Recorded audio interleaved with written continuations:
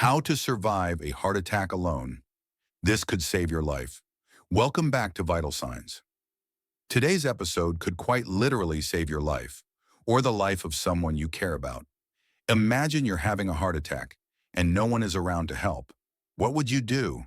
Most people don't think about this until it's too late, but knowing how to recognize the warning signs and act fast can be the difference between life and death. We're walking you through the exact steps you need to take if you're ever faced with this kind of emergency alone.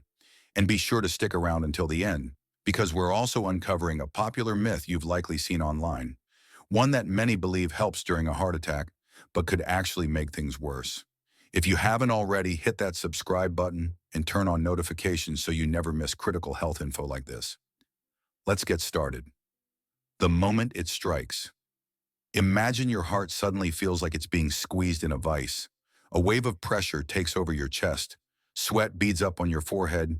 You feel dizzy, maybe nauseous. Your left arm starts to tingle, and your breathing becomes shallow. You're not in a hospital or with a loved one. You're alone. What you do next could decide whether you live or die. Heart attacks are terrifying and far more common than most people realize. Hundreds of thousands of people suffer from them every year, and a significant number experience their first one completely alone. Even more alarming is the fact that many of these heart attacks are silent. There are no textbook symptoms, no intense chest pain, no dramatic collapse, just a subtle sinking feeling that something is wrong. Recognizing the red flags that signal a heart attack. The first and most important step to surviving a heart attack alone is recognizing the signs. Many people talk themselves out of seeking help. They believe it's just indigestion or a pulled muscle. That hesitation can be deadly. A heart attack happens when blood flow to a part of the heart is blocked. Without oxygen, that section of the heart muscle begins to die, and once it starts, the damage moves fast. You may feel intense pressure or squeezing in the center of your chest. This pain might radiate into your shoulder, arm, back, neck, or jaw. It could feel like heaviness, tightness, or even burning. You might struggle to breathe, break out in a cold sweat, feel nauseous, or experience dizziness. Some people feel overwhelming fatigue or anxiety. Women in particular often report symptoms that seem unrelated to heart trouble, such as back pain, indigestion, or a feeling of being unusually tired. No matter your gender, if something feels wrong and persists for more than a few minutes, you need to take it seriously. Don't wait. Denial is dangerous. When it comes to heart attacks, time isn't just important, it's everything. Every minute that passes increases the damage to your heart. Most people wait too long to get help. They hope the symptoms will fade, or they misjudge what's happening. It's easy to think it's probably just stress, or maybe I pulled a muscle.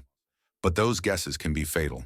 You don't need to be certain it's a heart attack to act like it is. When you're alone, that mindset can save your life. Step 1. Call emergency services without delay. The moment you suspect you're having a heart attack, call emergency services. This is not the time to be brave or wait it out. The professionals can begin life-saving treatment as soon as they arrive. They carry equipment to monitor your heart, stabilize your condition, and begin immediate care before you even reach a hospital. If you're using a mobile phone, turn on speaker mode. That way, you can communicate without using your hands. Speak clearly, state your location, and describe what you're feeling. If you don't know the address, describe landmarks or intersections nearby. Stay on the line until help arrives or until the dispatcher says it's okay to hang up. Driving yourself to the hospital is incredibly risky. You could lose consciousness on the road and cause a serious accident. It's much safer to wait for trained responders to come to you. Step 2. Take aspirin if you can. Aspirin can help by thinning the blood and preventing the clot from growing.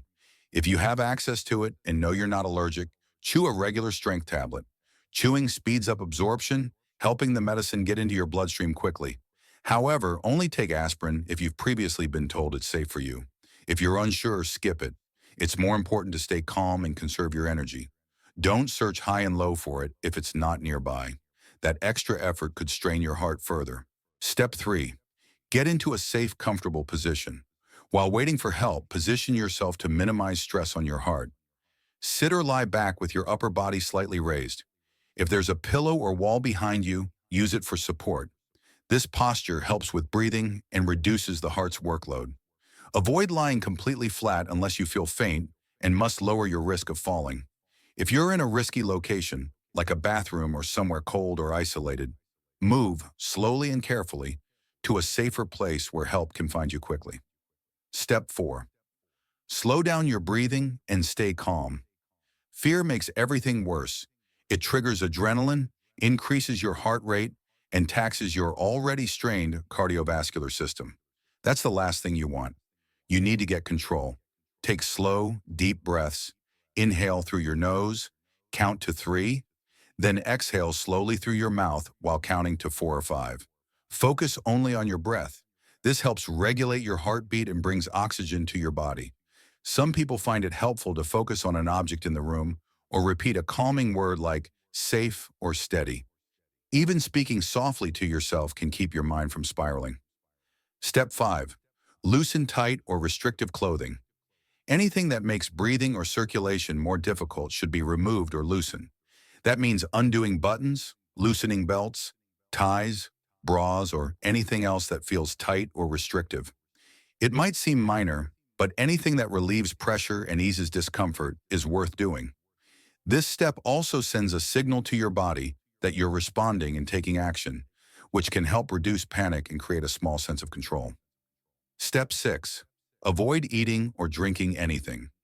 Even if your mouth is dry or you feel faint, do not eat or drink anything. During a heart attack, your body is in crisis mode. Introducing food or liquids can cause complications, especially if you vomit or your airway becomes obstructed. Eating also diverts blood flow to your stomach, which reduces the supply your heart desperately needs. You want all your body's energy focused on survival, not digestion. Step 7. Stay aware of your body's signals. If you remain conscious, try to monitor how your symptoms evolve. Is the pain spreading or intensifying? Do you feel like you're about to pass out? Are your arms or legs tingling or going numb? This information can help paramedics understand how far the episode has progressed. Being able to describe what you felt and when it started can speed up diagnosis and treatment once you get to the hospital. Try to stay alert to your surroundings too. If EMS needs help finding you, you want to be able to guide them or respond to their questions. The more aware you are, the more helpful you'll be. Step 8. Be proactive before a crisis happens. The truth is, survival starts long before the heart attack itself. If you know you're at risk, preparation is everything. That includes your lifestyle, your home setup, and your mindset. Make sure your phone is always within reach and charged. Place it next to your bed at night or keep it nearby when showering. Ensure that emergency responders can get into your home if you're unable to open the door. Consider getting a lockbox with a spare key and sharing the code with someone you trust. You can also program emergency contacts into your smartphone and wear a medical alert bracelet, store aspirin in an easy-to-reach spot, and let people close to you know what to do in an emergency. Don't wait for the crisis to prepare. Think ahead. Thanks for staying with us this far. We appreciate your time and hope you're finding this information valuable. Now, here's something critical that a lot of people get wrong during a heart attack, and it could cost them their life. Why cough CPR could be a deadly mistake. Maybe you've heard it before. Someone claims that if you're having a heart attack, all you need to do is cough hard over and over again to stay alive. This idea is everywhere online and sounds like a miracle trick, but it's not true. The idea of cough CPR has been dangerously misunderstood and misapplied. It's based on a technique used in rare, specific hospital settings under professional supervision. Not something to be done at home, and certainly not alone. If your heart is failing due to a clot blocking blood flow, coughing won't clear that blockage. It doesn't restart the heart or push oxygen through your body effectively. In fact, the extra pressure caused by repeated coughing can make your condition worse. Even worse, people who believe in cough CPR often delay calling for real help, thinking they're managing the situation on their own. That delay can be fatal. No amount of coughing will do what proper medical intervention can. If you ever hear someone spreading this advice, set the record straight. In a real emergency, the only proven path to survival is recognizing the symptoms, calling 911, taking aspirin if advised, staying calm, and waiting for trained help to arrive. Knowing what not to do is just as important as knowing what to do. And now you know both. Knowing how to survive a heart attack alone isn't just useful, it's essential. Every second matters, and being prepared can mean the difference between recovery and tragedy. From recognizing the earliest warning signs to calling for help and staying calm, these steps are simple but powerful. And remember, what you don't do, like relying on myths such as cough CPR, can be just as important as what you do. Information like this doesn't just help you, it can help someone you love. So take a moment, review these steps, and make a plan. Because when it comes to heart health, preparation isn't optional, it's life-saving. Thanks so much for watching. If you found this video helpful, give it a thumbs up and share it with someone who might need to see it. Drop a comment if you learned something new, or if you have questions we can cover in future videos. And don't forget to subscribe and turn on notifications so you're always up to date with vital signs. Stay safe, stay informed, and we'll see you in the next one.